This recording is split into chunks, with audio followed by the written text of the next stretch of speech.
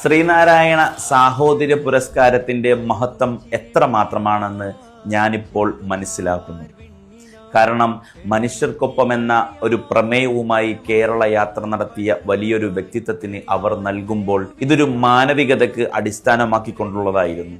ജാതി വർണ്ണ വിവേചനങ്ങൾക്ക് എതിരെയുള്ള ഈ നാട്ടിലെ ജനങ്ങളെ ഒരുമിച്ച് കൂട്ടി സഹകരിപ്പിക്കാൻ സാധിക്കുന്ന തരത്തിലുള്ള ഒരു സമുദായ നേതാവ് ഗമിക്കാൻ സാധിക്കുന്ന തരത്തിലുള്ള ഒരു വ്യക്തിത്വം എന്ന രീതിയിൽ നൽകപ്പെട്ട ഒരു വലിയ പുരസ്കാരം എന്ന് ഞാൻ മനസ്സിലാക്കുന്നു. ആ പുരസ്കാരത്തിന്റെ മഹിതയും മഹിമയും നമുക്കിപ്പോൾ വിളിച്ചോതാൻ കഴിയുന്ന ഒന്നാണ്. രാജ്യത്തിന്റെ പുരസ്കാരങ്ങളെക്കുറിച്ച് തിരസ്കരിക്കുവാനോ അതിന് അനാവശ്യ പ്രചരണം നടത്തുവാനോ ഞാൻ തയ്യാറല്ല. പത്മ പുരസ്കാരങ്ങൾ അതിമഹത്തരമാണ്. അത് നേടിയിട്ടുള്ള വ്യക്തിത്വങ്ങൾ വലിയ മഹാന്മാരാണ്. അവരെ ഒന്നും എടുത്തു കാണിക്കുവാനോ അവരെ തിരസ്കരിക്കുവാനോ വേണ്ടിയുള്ളതല്ല ഈ വീഡിയോ. ഇന്ന് രാവിലെ പത്മഭൂഷൺ ലഭിച്ച ഒരു സുഹൃത്തിന്റെ ഫേസ്ബുക്ക് കമന്റിൽ കാണുകയുണ്ടായി, എനിക്ക് ഈ പുരസ്കാരം ലഭിക്കാൻ ഇടയായത് സാമൂഹിക നീതിയെക്കുറിച്ച് സാമൂഹിക വർത്തമാനങ്ങൾ പറഞ്ഞതുകൊണ്ടാണ് എന്ന് പറഞ്ഞപ്പോൾ, സാമൂഹിക അന്തരീക്ഷത്തിൽ വലിയ പ്രവർത്തനങ്ങൾ നടത്തുന്ന സമുദായ നേതാക്കന്മാരെ എന്തുകൊണ്ടാണ് ഇത് കാണാതെ പോകുന്നതെന്ന് നമുക്ക് മനസ്സിലാകുന്നില്ല. ഇവിടെ ആതുര സേവന രംഗത്ത് പ്രവർത്തിക്കുന്ന ചില മനുഷ്യന്മാരുണ്ട്.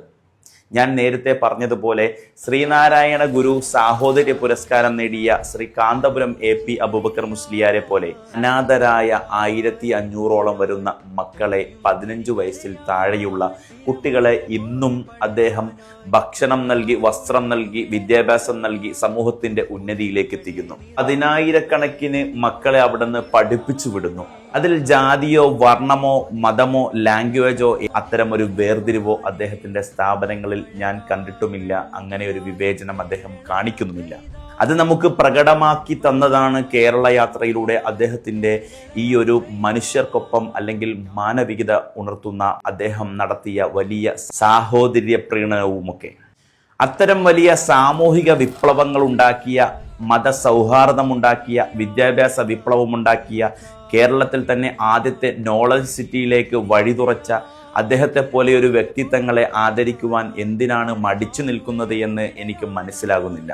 ലോകത്തിന്റെ വിവിധ മേഖലകളിൽ അദ്ദേഹം ഇടപെടുന്നു. ഏറ്റവും അവസാനമായി നിമിഷപ്രിയ എന്ന യമനിൽ വധശിക്ഷ കാത്തുകിടക്കുന്ന ഇന്ത്യയിലെ സഹോദരിയെ രക്ഷപ്പെടുത്തുവാൻ വേണ്ടി അദ്ദേഹം നടത്തിയ ഇടപെടലുകൾ മനുഷ്യ സ്നേഹത്തിനുള്ള നോബൽ സമ്മാനം തന്നെ അദ്ദേഹത്തിന് ലഭിക്കത്തക്കവണ്ണം വലിപ്പമാണ് അദ്ദേഹത്തിന്റെ മനസ്സും അദ്ദേഹത്തിന്റെ ഇടപെടലുകളും. സാമൂഹിക നീതിയെക്കുറിച്ചും സാമൂഹിക വ്യവസ്ഥയെക്കുറിച്ചുമൊക്കെ സംസാരിച്ചാൽ മാത്രം ലഭിക്കുന്ന ഒരു ഭൂഷനാണ് അത് എങ്കിൽ അദ്ദേഹം അതിന് അർഹനല്ല എന്നേ എനിക്ക് പറയുവാനുള്ളൂ. എന്നാൽ അർഹതയുള്ളവരുടെ കൈകളിലേക്ക് ഇത് എത്തിച്ചേർന്നാൽ ഞങ്ങൾക്ക് അതിയായ സന്തോഷം രേഖപ്പെടുത്താനുണ്ടാവും. പുന്നപ്ര വയലാറിന്റെ സമരപദങ്ങളിൽ നിന്നും ഉയർന്നു വന്ന വലിയ നേതാവായിരുന്നു VS അച്യുതാനന്ദൻ.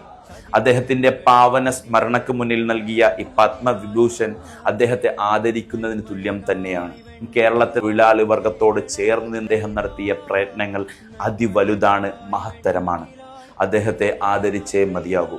കലാമേഖലകളിൽ മൂല്യച്യൂതിയുണ്ട് സിനിമയ്ക്കെങ്കിൽ പോലും ആ കലയുടെ അടിസ്ഥാനത്തിൽ മമ്മൂട്ടിക്ക് നൽകിയ പത്മഭൂഷണും അഭിനന്ദനാർഹമാണ്.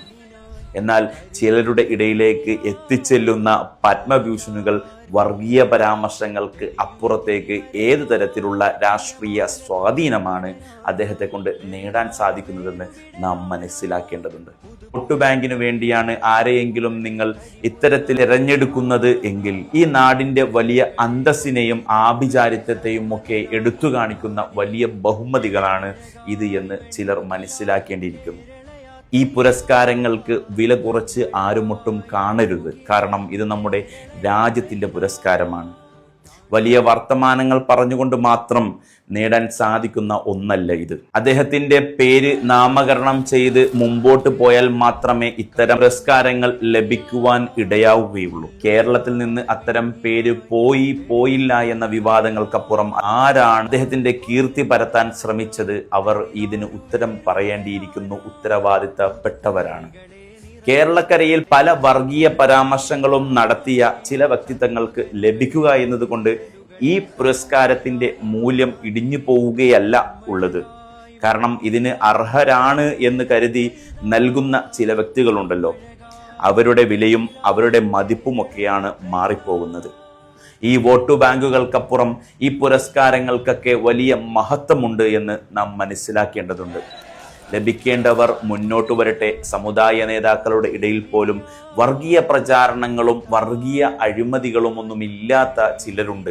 അവരെയൊക്കെ മുൻകൂട്ടി കാണട്ടെ. അവർക്കൊക്കെ പുരസ്കാരം സ്മരണകളിലേക്ക് എത്താതെ ഇപ്പോൾ തന്നെ നൽകട്ടെ എന്നും മാത്രമേ ഇവിടെ പറയുവാനും അഭിപ്രായം പ്രകടിപ്പിക്കുവാനുമുള്ളൂ.